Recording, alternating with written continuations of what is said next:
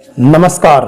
बढ़ती हुई जनसंख्या और बढ़ती हुई बेरोजगारी और देश पे पड़ता हुआ बोझ ये सब बताने के लिए मजबूर कर रहा है कि आज नहीं तो कल ये स्थितियां भारत में भी आ सकती है। भारत देश जैसे विशाल और बड़े देश में भी ये समस्या आ सकती है। जिसे दुनिया बहुत विकसित देश मानती थी वो है फ्रांस, जहां पे नए प्रधानमंत्री बने हैं ले कार्नू। लेकिन आपको बताना चाहूंगा दोस्तों, एक साल के अंदर चार चार प्रधानमंत्री बन गए।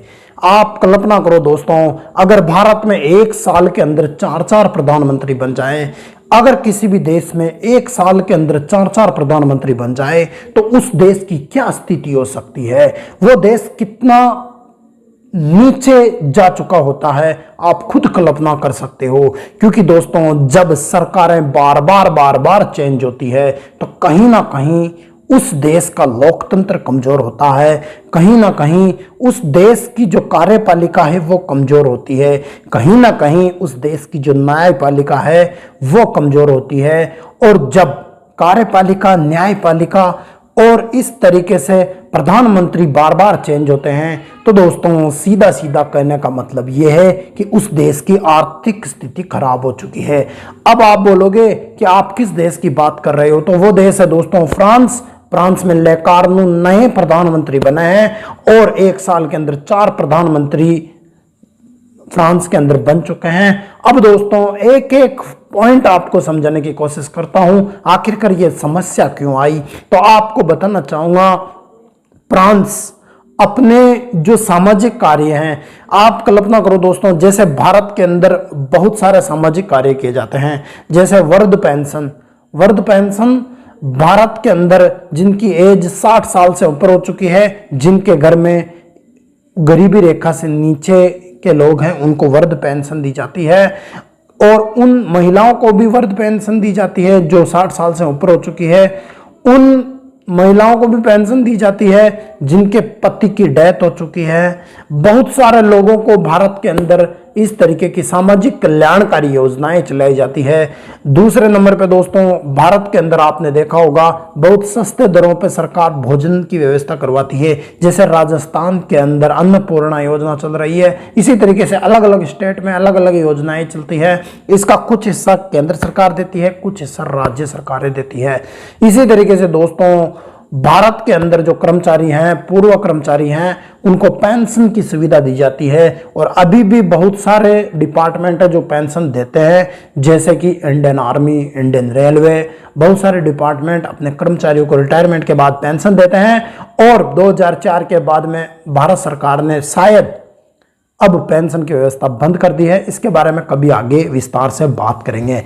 मगर दोस्तों, आखिरकार फ्रांस के अंदर जो ये समस्या आई है, इस समस्या को भारत के साथ भी जोड़कर अपन को देखना होगा।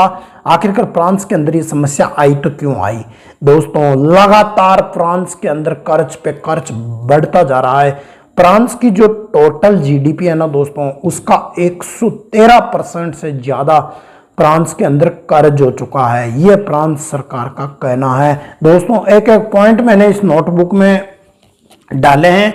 दोस्तों, आपको बताना चाहूंगा, फ्रांस के अंदर अभी विद्रोह चल रहा है, बहुत भयंकर विद्रोह चल रहा है और 300 लोगों की गिरफ्तारी हो चुकी है। और अकेले पेरिस के अंदर दोस्तों 171 लोगों की गिरफ्तारी हो चुकी है। आपने देखा होगा दोस्तों, पिछले दिनों नेपाल के अंदर किस तरीके से हालात बिगड़ चुके हैं और नेपाल के अंदर दोस्तों सरकारें तख्ता पलट हो चुका है। इस तरीके की घटनाएं लगातार हो रही है, उसके ऊपर अलग से बात करेंगे। आपको बताना चाहूंगा दोस्तों, 20,000 लोग, जी हां दोस्तों, 20,000 से ज्यादा लोग विद्रोह कर रहे हैं, सड़कों में आ रहे हैं।